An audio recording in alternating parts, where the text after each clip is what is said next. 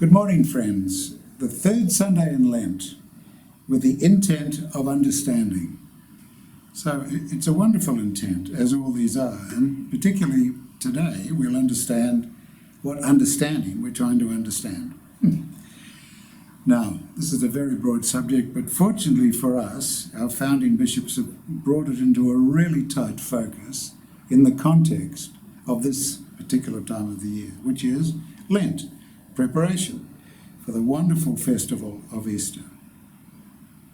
And the collect, as usual, really summarises things very tightly and very succinctly.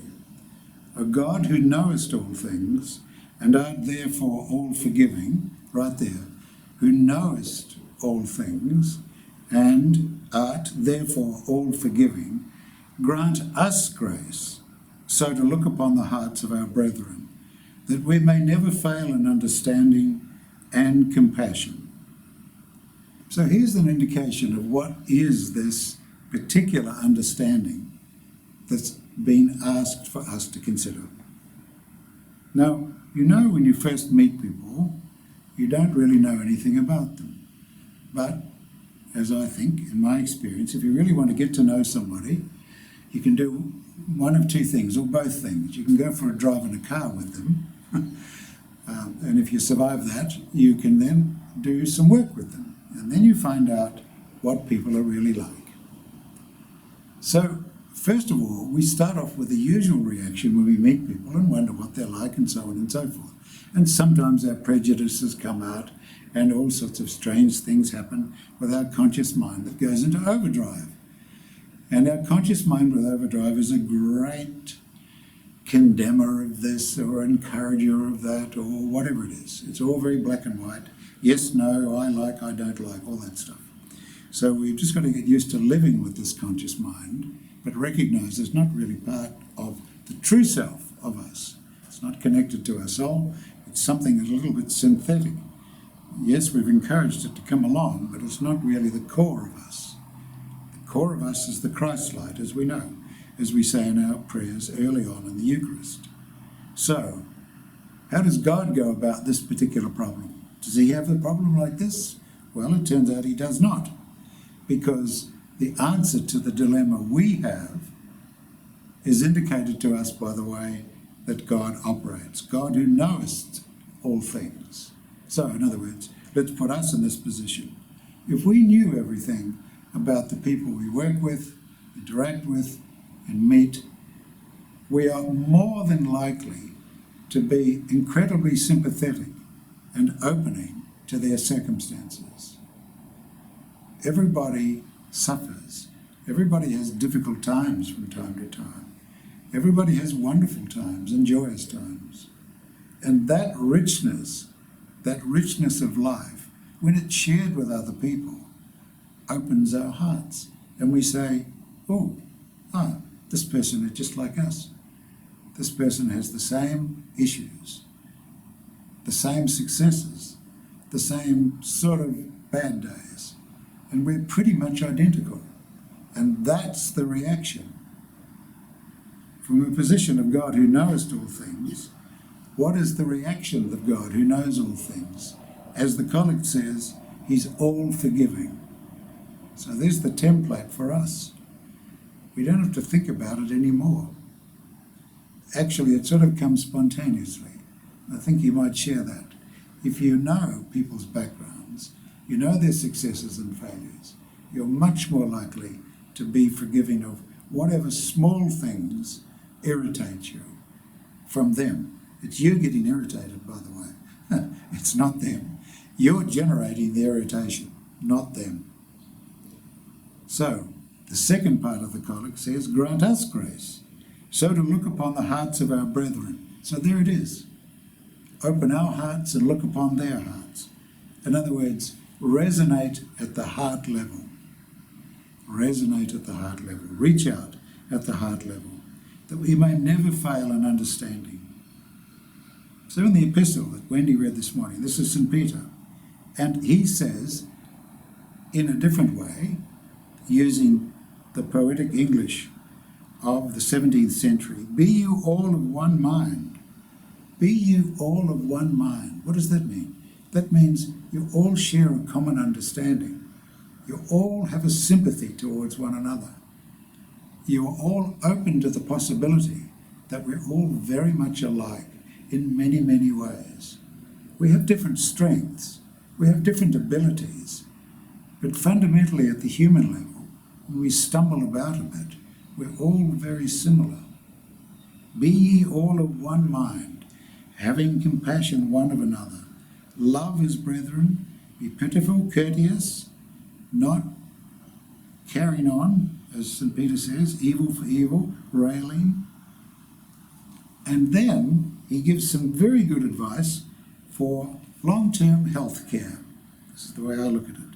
Love life, for he that will love life and see good days, let him refrain his tongue from all evil,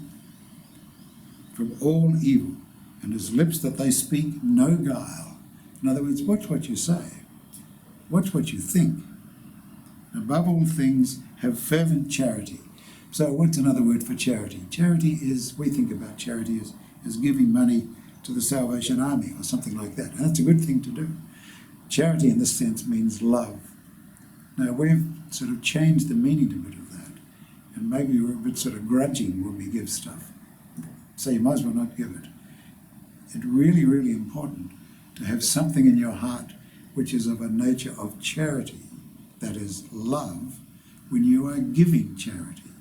Otherwise it's pointless, it doesn't achieve anything. And here's an interesting thing. When you're giving, it doesn't matter what the size of the thing is that you're giving. Giving money, giving time, giving your goods, giving your compassion, doesn't matter about the magnitudes of any of those. It's the act and the intent which creates the really positive effect. The really, really positive effect is the intent, not the particular size of whatever it is you're doing. And then the epistle concludes, for charity, that is love, shall cover the multitude of sins. Sounds a bit like wallpaper, doesn't it? But not quite like that. What it means is that love then opens you up to the possibility of releasing that burden of sin. Just naturally flows away from you. And then the gospel that Matthew read, very interesting. The Pharisees really had it in for Jesus.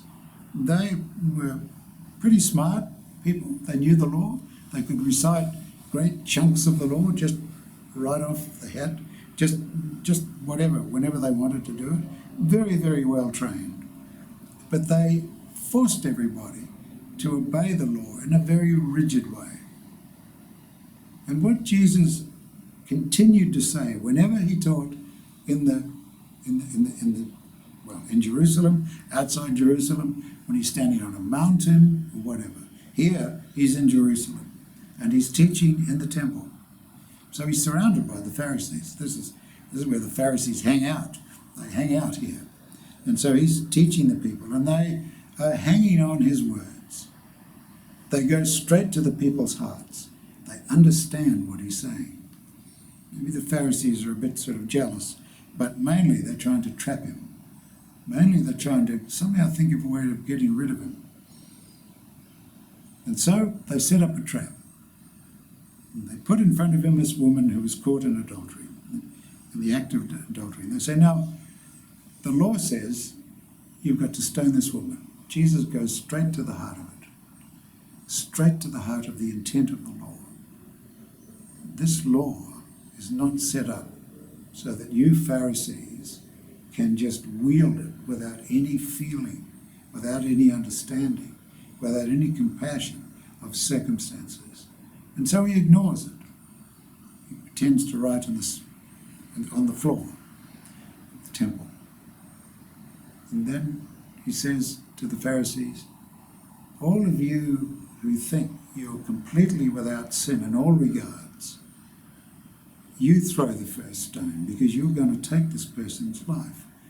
So you better be very clear in your mind, very, very clear what your motive is. And one by one, they are chastened and they just leave. And then he says to the woman, Is anyone accusing you? And she says, no.